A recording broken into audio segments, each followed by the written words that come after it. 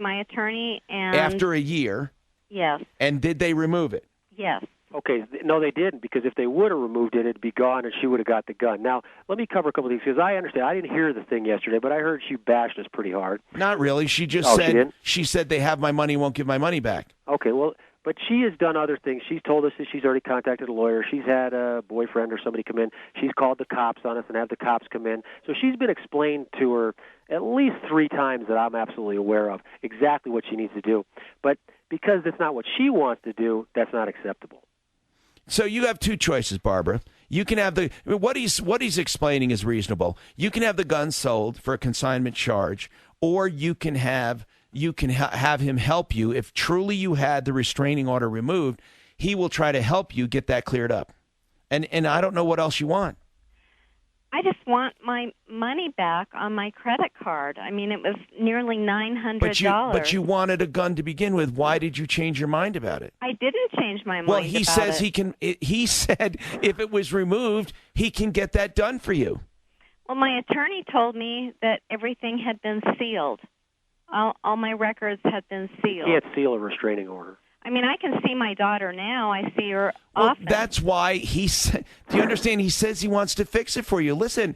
I agree that when there is a purchase and you just change your mind, that there shouldn't be a refund. Or if in fact you bought something, there's no reason to have a refund. I'm not. Listen, I try every way to look at every situation, but he's saying he'll sell it, which amounts to what is like a restocking, because he's going to sell it for you. He's going to put it in stock and sell it. Or he will get this done for you if truly it was removed. So you're going to get either what you want, or you're going to get the gun returned with some money back, because it'll sell. But I don't understand why neither of those solutions are good for you. If you were willing to have the gun before, did you change your mind about having the gun? Absolutely not. Well, he says he might be able to get this done for you. Okay, I just don't understand. Now I have to go to the court. Don't you want this cleared up? I would want it cleared up if it was me. I want it cleared up. I would want it cleared up because I'm a single mother and I don't have any money. No matter where you go, you're going to want this thing cleared up. Barbara, let me tell you one other thing. I'm a retired cop, okay? Right now, the way this stands, if you get caught someplace with your daughter, you're going to jail, because there's a restraining order out there that says you're not allowed to be in contact with her. Even if you said it was removed, if it's not on the record, you got a problem. You got a problem. So I'm just telling you that I think you ought to give Rich Wyatt at Gunsmoke a chance to either fix it or to sell the gun. Mike? Well, I did leave a message for the gentleman that runs InstaCheck with CBI, so we'll get some more clarification. But she's just whining to you, I'm a single mom, I have no money. But she's getting custom pink grips put on a firearm. I don't get it. Well, okay. Now, Mike, I'm not going to get into that, okay? But I will say this, okay? I did not realize that in the state of Colorado, you must own the gun to apply or buy the gun first before you get a background check. He's saying that's what it says right on there, that you are the buyer, meaning that he transferred ownership to her, then applied for the background. Then, if it's denied, she's the owner, but she can't possess it. Now, that's the part I never knew about. I don't know enough to dispute it. That's what he's saying. I'll take his word for it. And I'd like to hear from the state on that, because that I never knew. And if she gets the paperwork, this is a week to 10-day process. She can be cleared to buy that firearm. All right. 303-713-TALK. 303-713-8255. Man, we got so sidetracked here. I'm Tom Martino. We didn't get to Dave on his health insurance. We'll get to some of those, but we got to get these calls. And then we'll talk a little bit about some health issues here. Hey, Laura, what's going on? The good news is we can get Dave anytime we need him. Hey, Laura, what's going on? We have been working on a pretty extensive renovation to our house since August of last year. Okay. And about 3/4 of the way finished, and 2 weeks ago, our general contractor committed suicide. Oh, my gosh. Yeah. Was he a troubled man? Did you know he was a troubled man, I mean? No, there was really no indication. Most of the trouble is financial, apparently. Now, how much have you paid this guy? We've paid him about $170,000. We had only about $16,000 left to pay. And However, of the 16 you had left, is that enough to finish? Probably not. The bigger issue is that we're receiving notice that checks have bounced. He didn't pay people. Exactly, and we paid him, so we're worried they're going to come after us.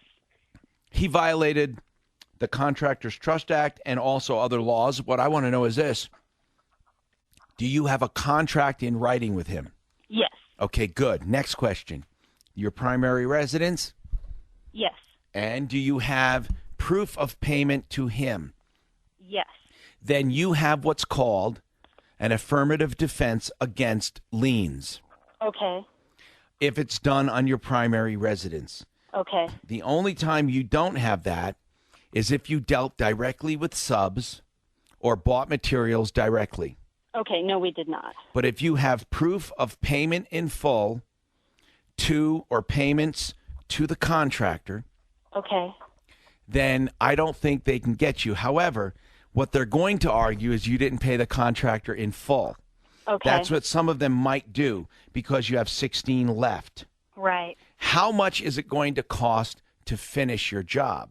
Probably about $20,000, I would say, because now we have to buy things that we thought were ordered that weren't. So, plumbing fixtures, we thought those were ordered, those weren't. Vanities, we thought those were ordered, those weren't. Did you talk to this guy's family? Yes, we talked to the family, and we actually have received every piece of paper that they had that they were able to find. They're being very nice? Yes, they're being very cooperative. They feel bad for us, for themselves. I mean, we feel awful, but it's just a horrible situation all the way around. But we do have the documents that say what was paid, checks that were bounced.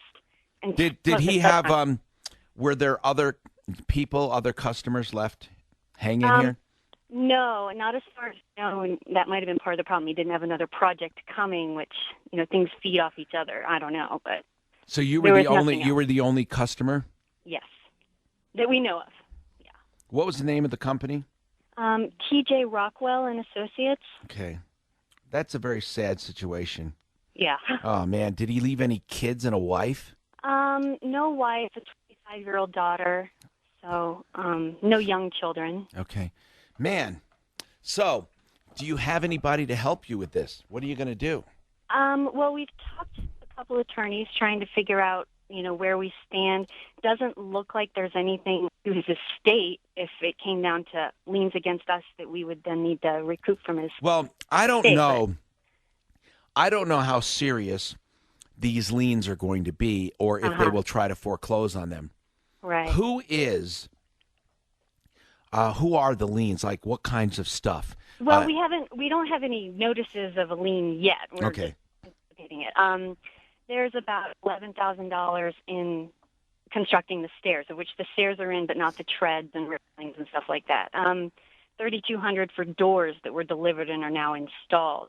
$7,800, I think, for drywall that's finished. Well, the one problem with your affirmative defense on liens is that you had a balance due.